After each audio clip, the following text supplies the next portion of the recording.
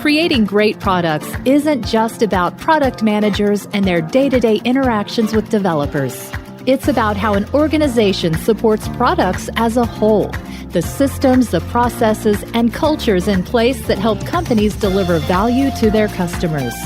With the help of some boundary-pushing guests and inspiration from your most pressing product questions, we'll dive into this system from every angle and help you think like a great product leader.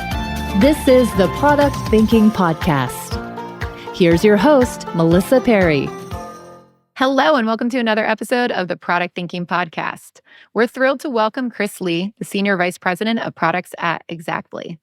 Chris is a distinguished product leader renowned for his strategic approach to product management, particularly in leveraging AI to enhance revenue operations.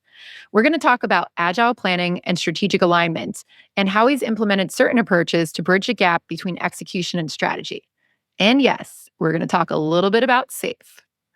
But before we jump in with Chris, it's time for Dear Melissa. That's the segment of the show where you can ask me all of your burning product management questions, and I answer them here every week. Go to dearmelissa.com and let me know your questions. Here's this week's question. Dear Melissa, should product managers do user research by themselves, or should we hire a dedicated user researcher to do this task? Why am I asking this question? Well, because I find myself busy with a lot of tasks. When should I do user research? Even if I should do the research, how should I set expectations for stakeholders on timing to answer our questions? So this is a nuanced question. Should product managers do user research? 100%, absolutely. Do you have to own all of the user research that is done in the company or for your products? It depends on the size of your company, and it depends on what type of research it is. Dedicated user researchers are incredibly valuable, and companies should not just look at product managers to do everything. They should also think about hiring user researchers. Now, you want to hire a user researcher as you scale and as you have more and more research tasks. They can go out and do generative research to try to figure out what are the new trends or what are the new problems that are coming up. They can also help train other product managers, UX designers, and other people in how to do good research and make sure that you have great standards for them. They can also go and conduct research for people who might be too busy. That's definitely an option as well. But at the end of the day, you as a product manager should be doing some kind of research. Doesn't mean you have to do all the research, but you should be talking to customers. If you don't do that, you're going to lose track of what the customers actually want. There's a lot you can gain by sitting with them, watching them, seeing what they do with your product, observing, right? And you're going to lose that if somebody's just summarizing it and shipping it off to you. So where I love to use user researchers, things like strategy. If we're building a strategy from scratch, I just did this with one company. We went out, we talked to a bunch of our different users, and we're trying to figure out and narrow down what are common problems that a lot of different types of personas experience. This is good generative research to go out, understand a hypothesis, try to norm inform, and then we're taking that and using it to inform our strategy. That's a great way to actually have user researchers dedicated, going out, doing really good, complicated research, longer research studies to come back and synthesize it for leaders. So that's a great place where you could use your user researcher. You as a product manager, though, should be making time to do user research. Now, you don't have to do it absolutely every day, but you need to be staying informed. So for example, if you are getting ready to do a new product, you might spike and do more research because you're discovering, you're trying to understand problems, you're trying to understand what is coming next, and you're painting a vision. This is going to take a lot more research than something like getting feedback on your latest release and seeing if it meets needs. In that place, you probably have something that is more directive. You have hypotheses about, did this actually work? You're going to go talk to a bunch of customers and see if it worked. It's more of did this work, did this not, and why or why not. But the other stuff, it's like, let me go search for problems. That's our generative research. Let me search for problems. Let me see what our opportunities are. Now, where a lot of product managers make this mistake is that they start with generative research with no backing of what we think our hypotheses might be. This is where you go and get data. So you dig into the data, you figure out what the trends are, you align those back to business metrics, and then you form some hypotheses, and then you go out there and you do research. This targets your research so that it's not so open-ended and you're just talking to 100 people and you're not sure exactly what's going to come up. There's a time and place for that, but in a lot of the places where we do this for product management, we want to have informed hypotheses before we go out and start talking to customers, especially when we're starting something new. So what I would suggest is look at your data, figure out what your business goals are. try to understand where the business goals are not meeting expectations. So for example, do you have a retention problem? If you do have a retention problem, maybe go start looking through a bunch of churn feedback. Maybe your customer support team has feedback for you. Maybe the sales team has feedback for you. Try to understand what's happening, who's churning, what types of personas are churning.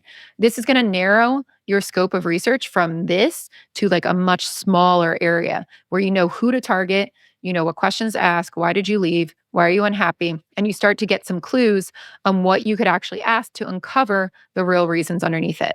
So you needed to prepare for your research. You need to go out there and get a bunch of data and try to figure out what's going on before you set up research.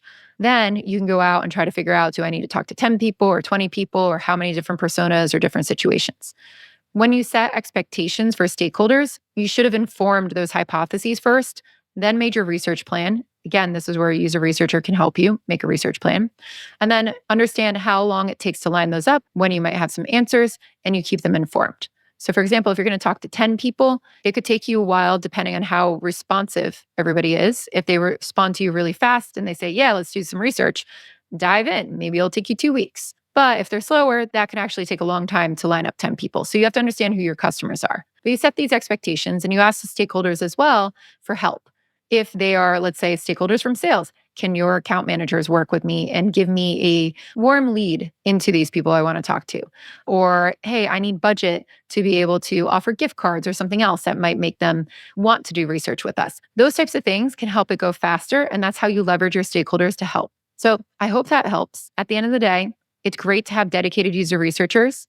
I think they're fantastic. But as a product manager, you should never be pushing all of your user research onto the user researchers. You should be doing some of that yourself and make sure you're talking to customers. If you have to tag team with a user researcher, great. Split up the work, do it together. But do not go for long periods of time without talking to customers directly.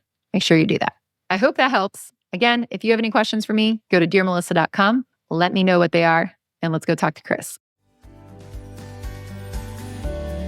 Are you eager to dive into the world of angel investing? I was too, but I wasn't sure how to get started. I knew I could evaluate the early stage companies from a product standpoint, but I didn't know much about the financial side. This is why I joined Hustle Fund's Angel Squad. They don't just bring you opportunities to invest in early stage companies, they provide an entire education on how professional investors think about which companies to fund. Product leaders make fantastic angel investors, and if you're interested in joining me at Angel Squad, you can learn more at hustlefund.vc/MP. Find the link in our show notes. Hey, Chris, welcome to the podcast. Thanks for having me, Melissa. Can you share a little bit about your product management journey and what led you to your role at Xactly? Yeah, absolutely. So I've been in enterprise software for about 20 years. Ironically, I actually started my career in engineering, very quickly realized that wasn't the right role for me. And so I pivoted to professional services, spent some time in professional services, and then actually moved earlier in the customer lifecycle to pre-sales. And I found that I became fascinated with how can I be more influential delivering solutions to our customers. And I quickly realized that the avenue for me, given my skill set and the things that I was interested in, would be to move further upstream into product management. So I spent the past going on 15 years in product management and have worked through the different functions of product management. I actually helped start a software company here in Toronto. So I'm based in Toronto, Canada, which we ultimately sold to Xactly. That's how I found my way to Xactly, where I was the chief product officer. And at Xactly, I've held a variety of different product roles. And ultimately, our original CPO got promoted into the CEO role as our founder decided to retire. And he then elevated me into my current role, which is the SVP of Product. So I have global responsibility of the product organization. There's about 40 folks within the product function at Xactly, geographically dispersed across the world. And it covers all of the traditional product functions. So product management, product design, product strategy, product marketing, product operations. And we also support the corporate development initiatives here at Xactly. And then just very quickly for folks, Xactly is an enterprise software provider. We provide sales performance management solutions. We've been in the industry for about 20 years at this point, and we help organizations optimize their go-to-market, right? So everything from the upfront planning that they do with how they should allocate their go-to-market resources through to modeling out the potential financial return on their investment in go-to-market through to actually operationalizing that model and executing upon the plan. And then, of course, we're well known for incentive compensation management, which is helping organizations manage the compensation plans and associated incentives for their go-to-market folks. And we also help them with forward-looking sales forecasting to identify areas to course correct. So a number of different solutions, platform-first organization, serving enterprise organizations. I love a good story about a CPO getting promoted to a CEO too. I think that's very cool. So when you came into Xactly, what were your biggest challenges? What were you tasked with doing? The major sponsor of Xactly is Vista Equity Partners. And I would say that when I joined Xactly, shortly after we were actually brought private from Vista Equity Partners, because historically we were a public company. And I would say that we didn't have a lot of maturity in all things roadmap, all things product management, right? And that's actually one of the reasons why the former CPO, who's now the CEO, came in, was to bring rigor to the product management organization and the practices. And over the years, we found that we needed to institute ancillary processes in and around the traditional annual roadmap planning process. We found that by having operationalized an annual roadmap, it was great as far as having some level of direction and rigor with which we operated and collaborated with our cross-functional peers. But we found that at times we were losing sight of the longer term perspective that we should be focused on, as well as I'll call it the day-to-day rigor that guides us to ensure that we're delivering the new products or features within our products in a highly predictable way. So we knew that we needed to do some things differently.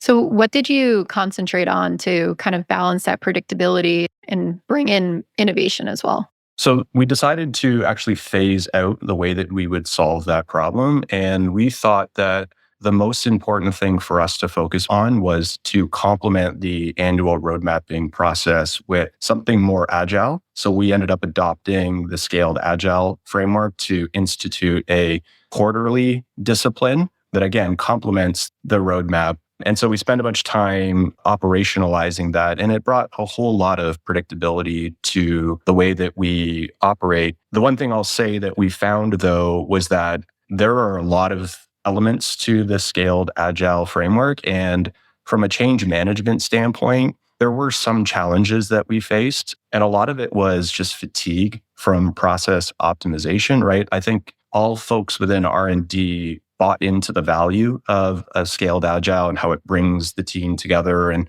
unifies the perspective. But there are a lot of moving parts, right? And so we actually this year decided to slow down the amount of the core discipline that we absorb and kind of make the process Xactly's, right? Like historically, we had benefited from being organic with the evolution of our processes. And so we decided to do that. And I think it started to pay dividends. But to balance the agile approach and not lose sight of the long term, we also actually bookended the scaled approach with the annual roadmap with what we refer to as an innovation framework. And that's actually a disciplined framework that allows us to effectively recast our 3 to 5 year product vision and strategy. And then when we decide we're going to make those big bets, it actually gives us a mechanism to be able to track earlier stage KPIs that will tell us whether or not that bet is ultimately going to pay off, right? Because sometimes with these longer term initiatives, you don't always have a specifically go-to-market feedback as to whether or not the thing that you're working on that's going to span multiple years is actually going to return the right type of outcome to the business. So you need to think about different things, right? So a perfect example of how we applied that is when Xactly was acquired by Vista, we were effectively a single product company. And then shortly thereafter, when we became private, we acquired a few organizations and product sets, right? Like myself, I came through an acquisition. And so we very quickly became multi-product, which is a very challenging thing to be able to manage because typically there are multiple competing technologies. There aren't economies of scale of R&D that you realize.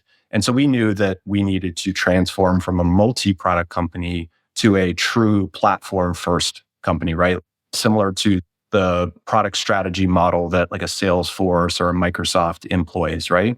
Where all of the products are unified on a singular platform. There are shared services, and then those shared services are leveraged by each of the solutions that you then bring to market. But you're sitting on one core platform. And as I talk through that, hopefully that's not something that happens overnight, right? That is a multi-year bet that takes place, but you need to keep people disciplined and aligned to the vision. And so we knew that just focusing on an annual roadmap and kind of recasting it every year and then overlaying a quarterly process that, of course, helps with execution, we were concerned if we didn't complement that further with a multi-year innovation framework that allows us to track the efficacy of where we are in the journey, that we might lose our way. And then over time, at some point, as with any transformation, there could be changes in leadership. There could be a number of reasons for why you say, hey, you know what? You're partway down the journey, but I haven't seen the financial return on this yet.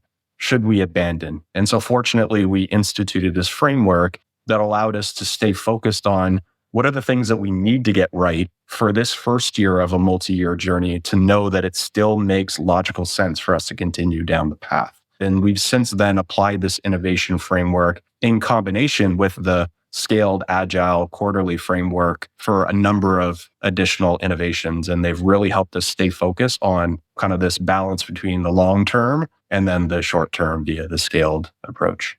How do you put together your innovation frameworks? Who's involved in that? What does that look like? And what are the outputs, right, that you would communicate to other people? So we have a dedicated product strategy team. I would say that for a lot of these processes, the number one recommendation is ensuring that people have the space to do it, right? If you ask one team to manage all of these different processes in a highly integrated way, then they lose the time to be able to do any of them effective. And then they end up actually adding less value than just having not done them to begin with. And so we have a dedicated product strategy team that also collaborates with our research team, and they're focused exclusively on figuring out what's next and operationalizing the innovation framework. And the way that we structure the innovation framework, there are like a series of gates that we go through across the multi-year journey that these innovations are subjected to. The actual nature of the gates and the KPIs are highly dependent on the nature of the actual innovation itself, right? So if there is a multi-year innovation that is something that's modernizing, let's say, an existing capability, product, feature, or whatnot, that would be disruptive to all of our customers, as an example, there's a certain level of rigor that's put into the innovation framework that focuses on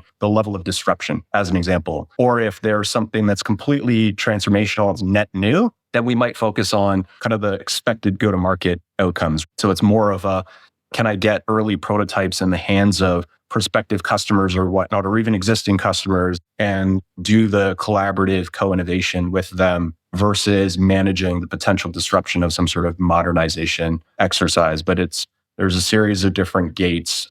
It all starts, of course, with an ideation element, right? So there's like a funnel to the framework, but the funnel obviously focuses us on making sure that we are kind of checking all the boxes as we iterate from stage to feel confident, both internally. We have to have conviction internally that we're focusing on the right things, as well as, of course, we need to report up to the board that these are the kind of the bigger bets that we're making, and here's the expected outcome, and here's the governance that we've applied to this process to make sure that we are stepping through the stages of this multi-year innovation. And then the other thing I'll say is, with all that said, it's not all just about longer term innovation, right? Like where product management becomes very interesting is this kind of balance, right? Between how do I kind of disrupt for the future, but stay current on today and deliver and support go-to-market and all of your customer experience teams with the things that they need to do to be successful today, whilst kind of constantly reinventing. And so I think that's where this combination of the multi-year innovation framework that then manifests in the roadmap, but then is executed and managed via the quarterly process, it allows us to just kind of balance the tension between truly forward-looking and let's focus on tomorrow, like the things that are very acute and immediate to our customers. So with product strategy teams in the past, when I've seen them implemented, I found that there was friction between the product managers and the product strategies teams. And we had one actually at Athena Health for a while. And the complaint we got from product managers was that the product strategy people do all the fun, innovative stuff and do the forward-looking things. And they kind of throw it over the wall to us to just execute. So then they felt like they were just project managers of whatever was being executed. We ended up revamping that into a different role. And these people ended up doing a lot of market research and TAM, and they were aiding the product leaders and actually doing a ton of that research work to say, is this a bet we want to make? What does your product strategy team look like, and what types of work are they doing, and how do you manage that tension between them and product managers? It's a great point, and I think that is the stigma that is associated with product strategy. They're all pie in the sky, think about the long term. So the way that we combat that here is we actually have them dually focused both on they need to figure out the big bets, right? Because they are afforded the space, as I said before, to do market research, talk to analysts, talk to customers, and figure out what is that big kind of flashy next new thing. But they also are responsible for helping substantiate the things that product management knows we need to do in the short term. And so they partner closely with our product operations team from I'll call it a quantitative fact-based perspective to determine here is the right balance of our portfolio between, I'll call it the long term, the short term, and then kind of the immediate term. So they're actually involved in all elements of the roadmap and are forced to come up with the right mix so that they're not just always thinking about that next major innovation. But there's also a balance amongst their focus, because if you don't give them enough time to think bigger picture, then they won't think bigger picture. And then you become very tactical and reactive from an innovation and response to market standpoint. So the tension, in other words, is by design. We don't just exclusively focus them on the longer term future type stuff, because of course, as you suggested, there would be conflict with the product team. But we don't hide from conflict here as well, because it's a very similar dynamic as typically product organizations and engineering organizations have a little bit of friction too, where a lot of times the engineering organization will be focused on tech debt or wanting to modernize the things that are already there versus thinking about the next bet that could be made. So I kind of liken it to the same dynamic, and usually just comes down to, do you have frameworks in place that drive collaboration? Do you have trust within the teams, right? That everyone understands that they're all playing a very specific coordinated role that leads to better ultimate outcomes for the business. So yeah, I think that it's a focus thing. We just make sure that they understand what's in front of us and what we need to do, as well as kind of macro level where we want to go. When you think about the road mapping process too, some of that strategy work typically falls on product leaders, like a VP of product or directors who would report into you. How does product strategy pair with them, and how do you share those responsibilities of the roadmap? Who's doing what? So usually product strategy will take the first cut of what the go forward recasted product vision and strategy is across the portfolio. So it's somewhat of a centralized, unified view. We do that intentionally, so it's not bottoms up by the individual product managers, because sometimes the individual product manager will be fairly laser focused on their product, the outcomes that it delivers, the state of maturity of that product, and maybe lose sight of the kind of the bigger picture. So we try and almost take a top-down approach. So product strategy is responsible for that kind of recasting of the vision. And we have a formal offsite that we do every year where we get all of the R&D leaders, both engineering and product, and even sometimes cross-functional leaders across the org as well, because we just need that third-party perspective, which starts the recasting of the product vision and strategy. And then the product strategy team then works directly with the product managers, and it could be at a director level or an individual product manager, to basically translate the macro vision into what that means for the individual product. So that's kind of the reconciliation of the macro and the bottoms up type of approach. But ultimately, the product manager then takes the macro perspective and is, of course, responsible for the delivery of their roadmap with the very, very specific elements of the roadmap that make sense for where their product is and where they need to take it based on what the broader corporate objectives are for that particular product.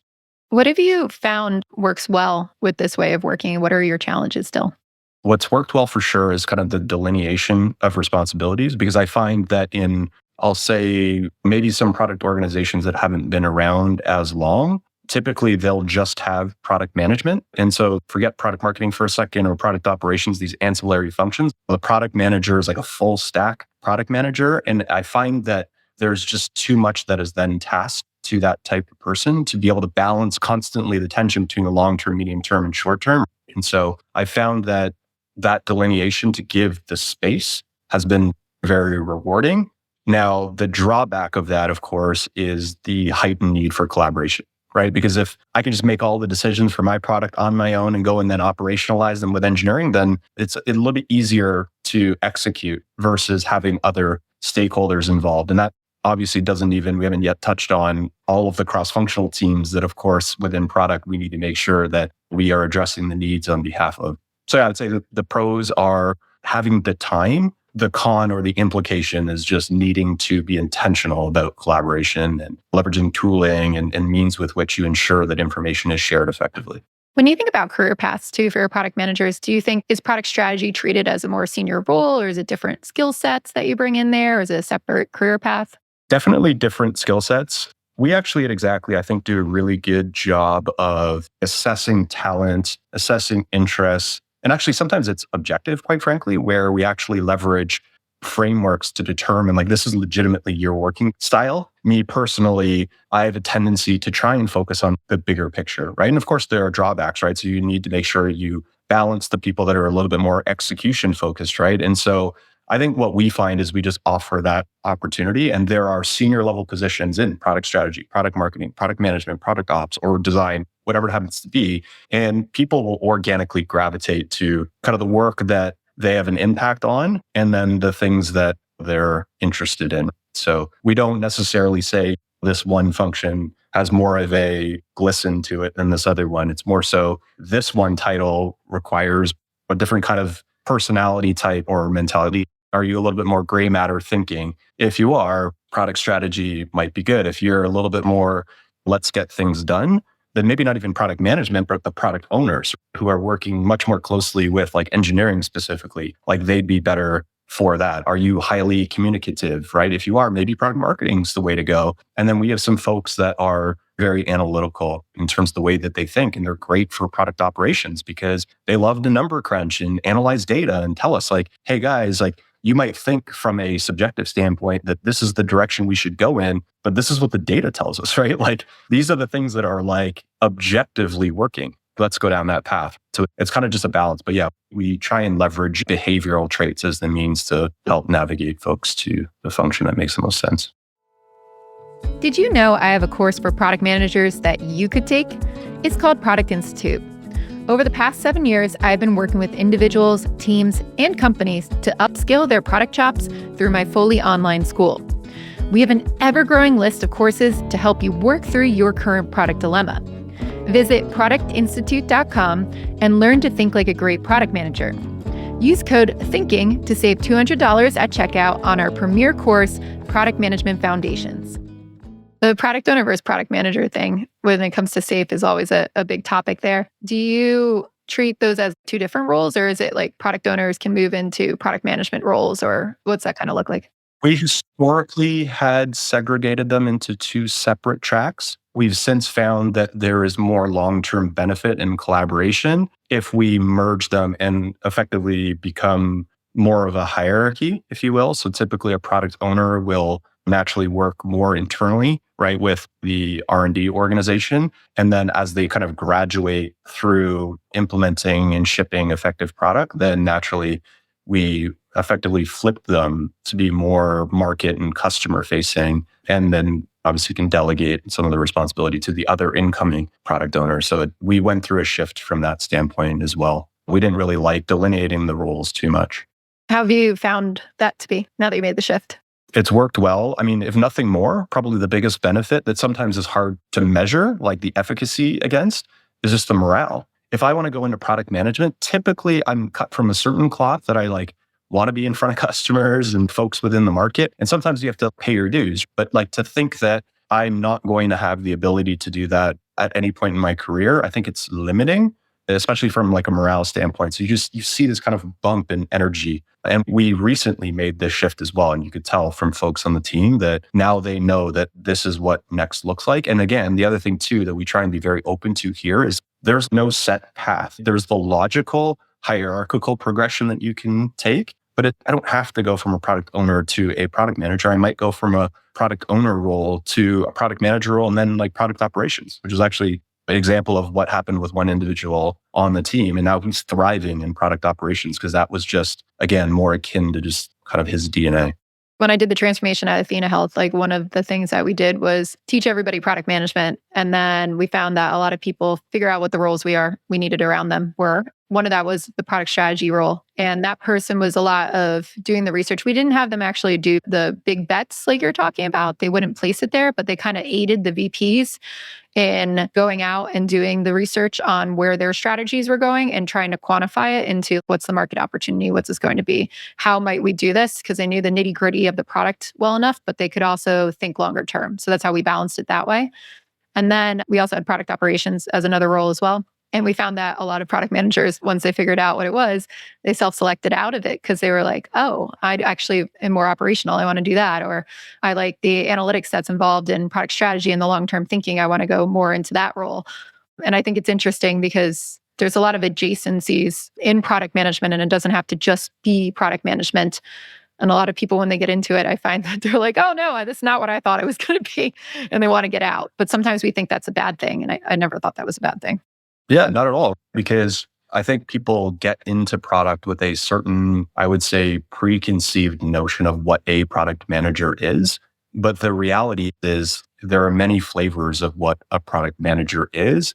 And also, again, if it's no longer full stack, it's actually been carved up, then the disciplines are so very different from one another. So you might enter into the product domain and then very quickly, as an example, another individual moved from product management to product marketing because they just realized, hey, you know what? Like, I love just talking to the go-to-market team and focusing on messaging and positioning where I don't really care a whole lot about the actual like building and shipping of product. I'm more like just, kind of the packaging of it up and what's the pricing and, those types of things. And then working very closely with go-to-market, a lot of times in almost like an enablement role, right? Like, how do you position this to be effective in the market? And so we try and be very open with, it doesn't really matter where you want to go. We just need to make sure that the role that you're trying to enter into is one for which, like to a certain degree, you have the DNA to be effective in, and you're interested in it. So we find that there's a decent amount of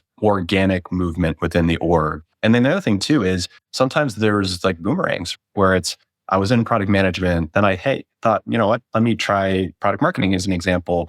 And then it's, you know what, man, it's really not for me. I'm going to go back into product management. And the benefit of that, if it can be managed like at the macro level, is that to the degree that, and I think I've benefited from this in my career, to the degree that you can get people to work in some sort of like rotational program where they learn the other cross-functional teams, the level of empathy and kind of knowledge of like the things they need to do to help these other teams, it's like invaluable. So it's almost encouraged to go try something new. And if you want to come back, then that's fine. It probably up-levels your ability in the kind of the returning role that you're in. I've also found that most of the best leaders I've worked with have actually done different roles than just product management, right? Like they've tried sales a little bit. They've done engineering, right? They've done a variety of roles. And they were like, oh, now I understand how all this all works together. I want to lead product though. That's like my thing that I want to do, or I want to do product marketing. And it helps there too. Yeah. When I started my career, there wasn't anywhere near as much focus on product management as well. So it was very rare that people even like knew to potentially exit either like undergraduate or business school or whatever it happened to be and say, hey, I have my vision of going into product management. Like it didn't even occur to people at the time. So I think from that standpoint, we almost had to find our way into product. Now there's a lot more allure to product management. So people can start there, but you're absolutely right. Like those people that bring that cross-functional perspective, I find almost undoubtedly are like the top contributors just because of that rounded perspective on business, quite frankly. I always find that really nice. With all these different functions too, we talked a lot about your overall kind of innovation framework. Let's talk about quarterly planning a little bit more, especially with SAFe. For the people I know who follow it to the letter, I get a lot of feedback that they go to the big room planning. They do their quarterly plan and then they will not deviate from it.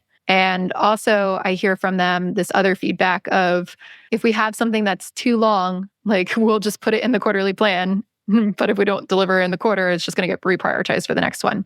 And they're having a hard time, I think, with the quarterly planning and the stuff that's not quite a quarter. Like it's going to go beyond that. How do you balance that? And how do you involve these different team members in that?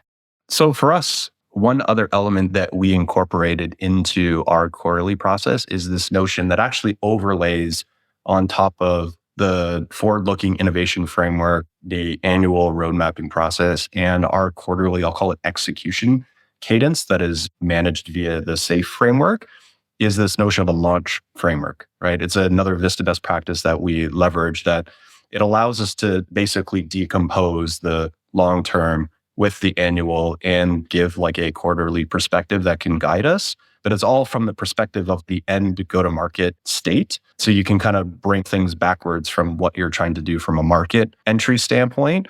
Because you're right, there's a lot of things that we try and do from a quarterly standpoint where they're like, this works a little bit more than a quarter. But for us, we still chunk it up into what can we get done in this quarter from the lens of this launch framework that knows that, who knows, for the work that we're doing, we might not actually bring this to market for 3 quarters as an example. And so at least it's almost like another view that allows us to stay true to the things that matter.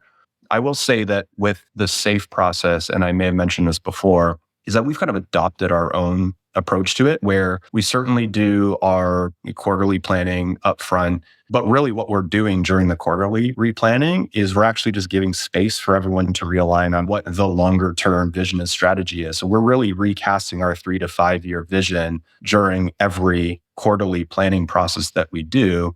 And again, we're using the launch framework as the means to hold us accountable for these are the things that we need to deliver. And the benefit of the launch framework for us is we don't actually view it as ultimately we are shipping and marketing product via this framework, but we don't view it as a product launch framework. We view it as for lack of a better description, a company alignment framework, which is here are the 3 to 5 things that that are meaningful for this year that we're going to do. And a lot of if you look at the decomposition of the framework into its steps, it's like stuff that doesn't even happen in R&D. Like the lion's share of it is just like cross-functional stuff like readiness and getting the messaging and the positioning right and whatnot. But then I think to one of your earlier points about getting pressure sometimes from go-to-market, how do I make sure that there are things that are going to be new for me to sell? And when's that going to happen? Can you commit to a time frame?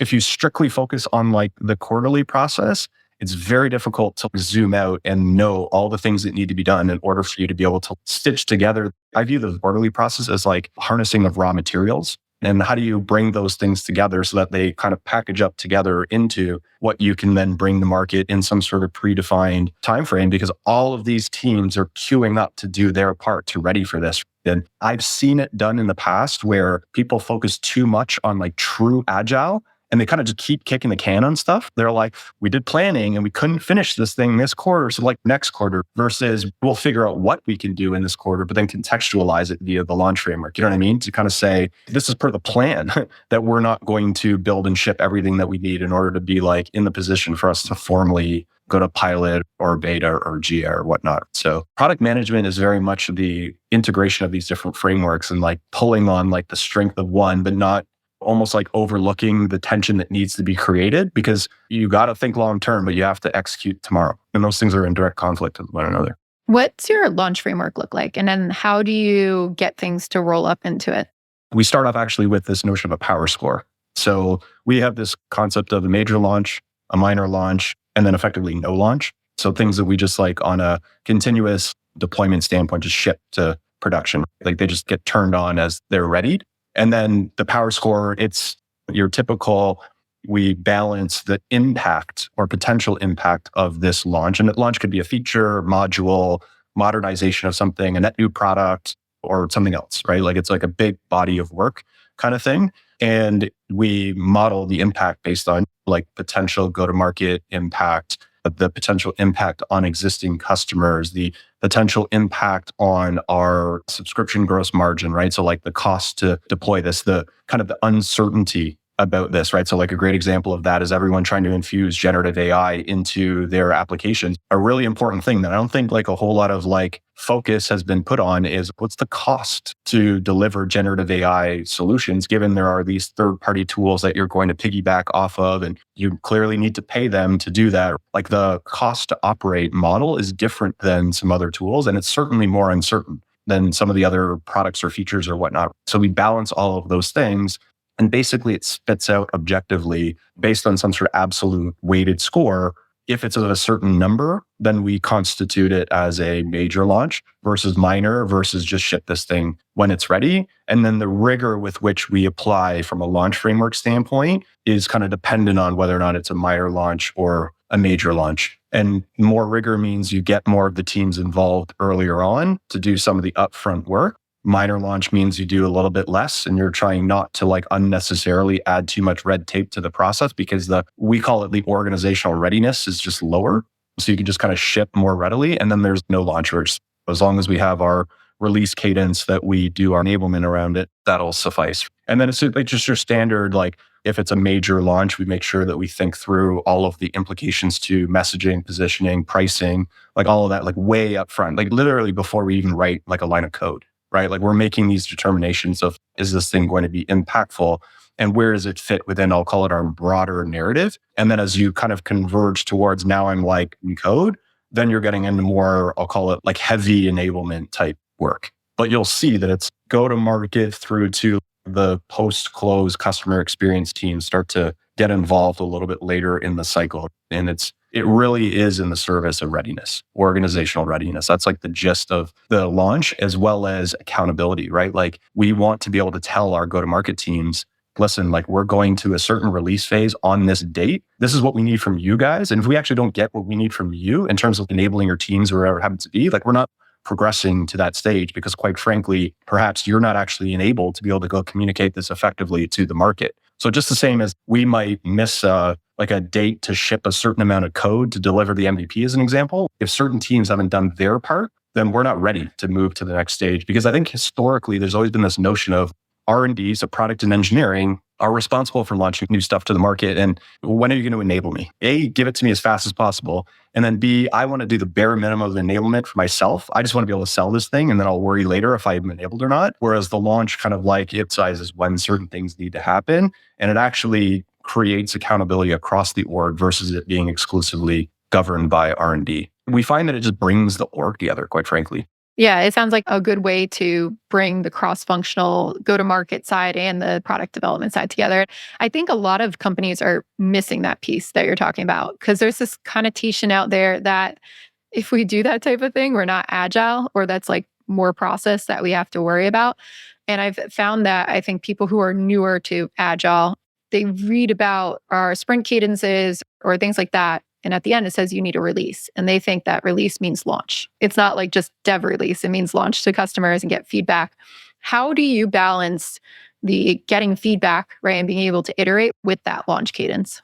Again, we leverage a release phasing strategy, right? So we have this notion of preview where we're still in development and we're co-innovating. Literally could be shortlisting specific prospective customers or customers in this preview stage and saying, I'm going to give you an early version of this capability and tell me the good, the bad, the ugly. As an example, then we have pilot where our pilot, which might be different than how some folks define the pilot phase, is actually we're like code done. We have built all of the capability in an absolute perfect world. The code base for pilot for us will be the same as GA. So at that point, we're not obviously opening this capability up to all customers, like to the market at large. We are selecting a like ideal customer profile and proactively reaching out to customers and internal stakeholders as well. It doesn't always have to be a customer. It could be a partner. It could be different constituency groups, but very select people to say, hey, go play with this new capability and provide feedback. And while we do that, we bring the other teams along. So they're also providing their ability to message, their ability to position, right? Like the internal teams in addition to the external teams.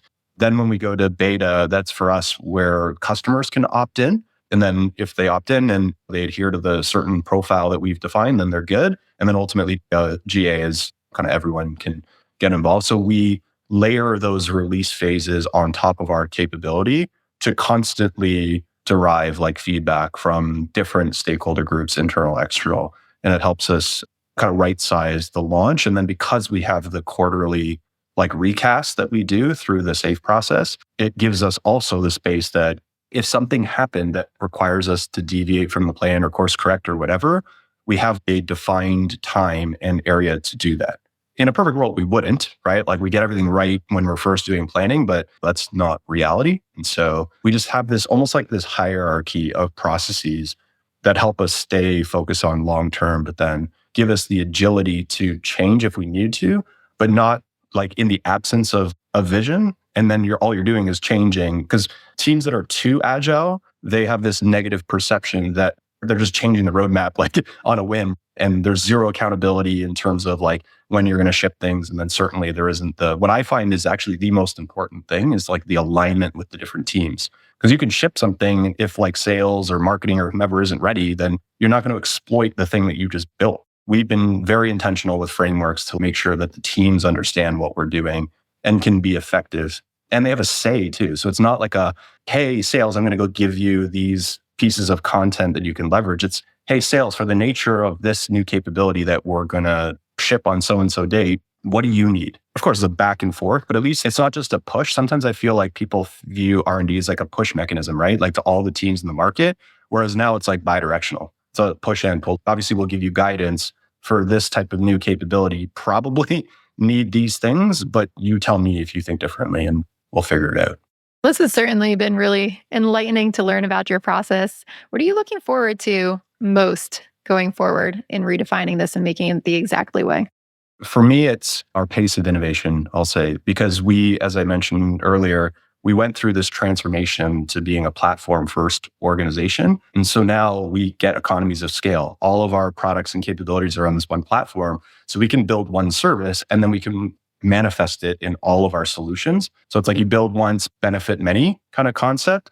That coupled with this organizational rigor that we've put into place. And again, I've explained many processes, right? So we've also said, you know what? We think we've got a really good integrated framework of balancing short-term and long-term. Let's not continue to further unnecessarily optimize process. Now let's just benefit from the process and go ahead and execute. So we believe we have the platform. Obviously, we're infusing generative AI everywhere and all that. So that's like super cool on its own.